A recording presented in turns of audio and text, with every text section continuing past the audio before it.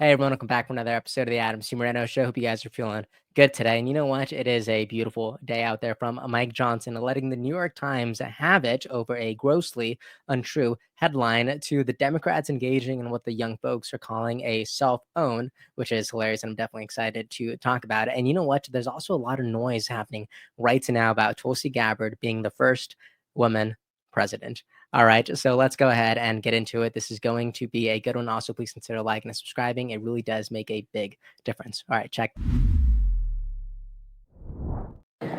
Yesterday, some of you may have seen a false headline in the New York Times, and the headline was terribly misleading. It said House Republicans are, quote, adjourning until September to avoid a vote on releasing Epstein materials.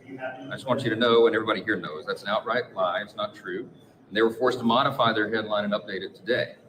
The reason is, we all know the initial lie travels much faster than the truth, and so we're making sure that people know what is actually going on here. I think every single one of your publications have known that the published schedule of Congress was decided in December of 2024, and it's been published ever since. We are fulfilling the calendar. We're working. We'll be working tomorrow. There have been votes every day this week. We have 9 or 10 committees working through markups this week, many tomorrow. Congress is doing its work. No one is adjourning early. We have an August district work period that is very important to the function of Congress that has been recognized for all of memory of this institution.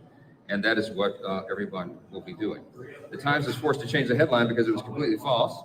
No one in Congress is blocking Epstein documents. No one in Congress is doing that. The New York Times forced to change their headline. I love it. And you know what? Let's be honest. When legacy media tries to run a hit piece accusing you of dodging something important, you're going to stop pulling your punches. You're going to clap back. This wasn't necessarily Johnson defending himself more than he was trying to expose the dirty playbook that the media engages with daily. All right. Also, you know what? I love that he also just puts this little tidbit of a wisdom, which is that lies always travel faster than the truth. It's disgusting, but the media does take advantage of that fact, which is terrible. And this is the article in question. And the old headline was House Republicans are adjourning until September to avoid a vote on releasing Epstein materials. The new headline is Johnson cuts short House session to avoid vote on releasing Epstein files. So I'd love to know what your response is to that. Let me know in the comment section.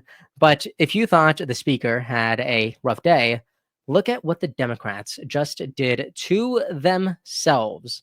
All right, look at this.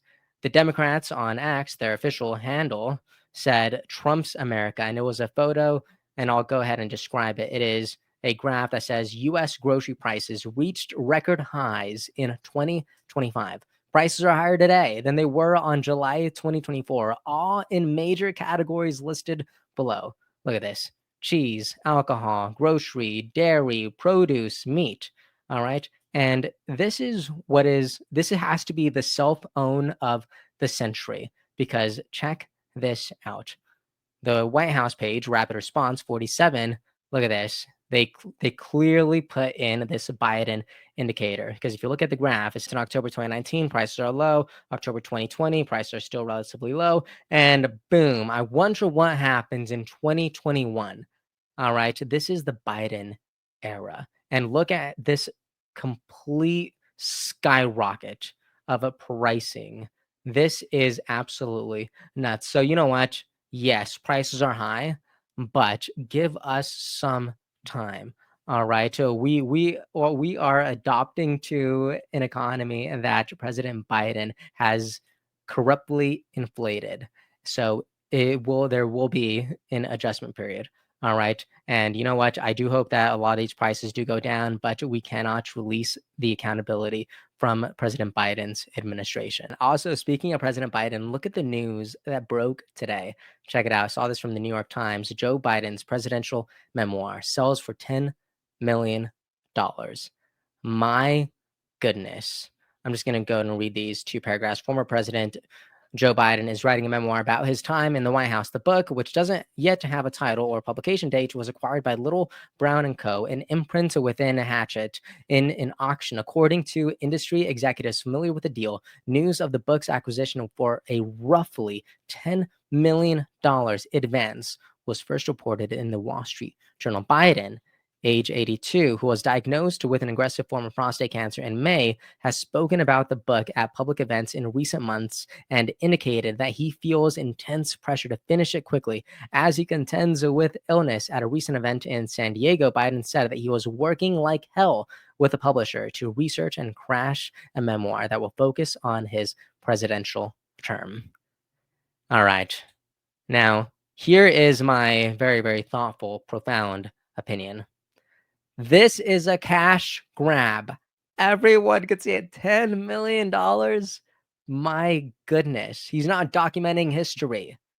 He's attempting to escape accountability by rewriting the past. And you know what? I'm not going to fall for it.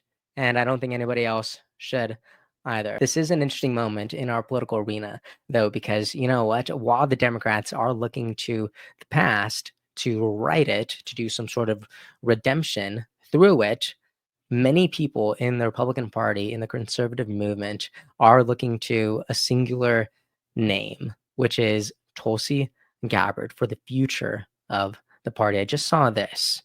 Someone wrote, "You want the first woman president? Here she is, and she isn't afraid." I thought this was very, very powerful. And you know what? If you're wondering why Tulsi Gabbard is having such an effect on people, I feel like I have to bring back this moment. I have to unearth this. All right. These are the receipts. Tulsi Gabbard, 5 years ago now, which sounds just completely insane to think that 2020 was 5 years ago.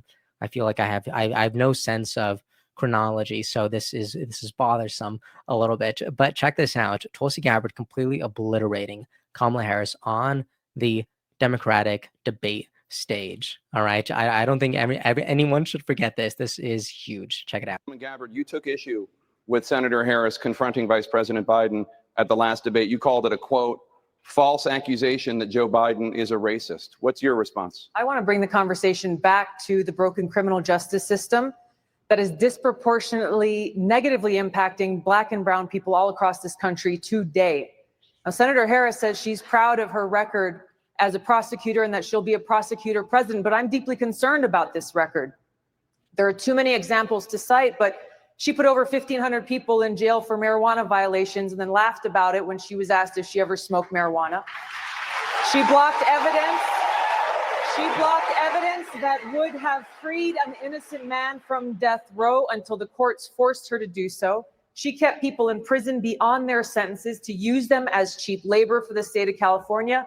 And she fought to keep cash bail system in place that impacts poor people in the worst kind of way. Thank you, Congresswoman. Senator Harris, your response. As the elected Attorney General of California, I did the work of significantly reforming the criminal justice system of a state of 40 million people, which became a national model for the work that needs to be done. And I am proud of that work.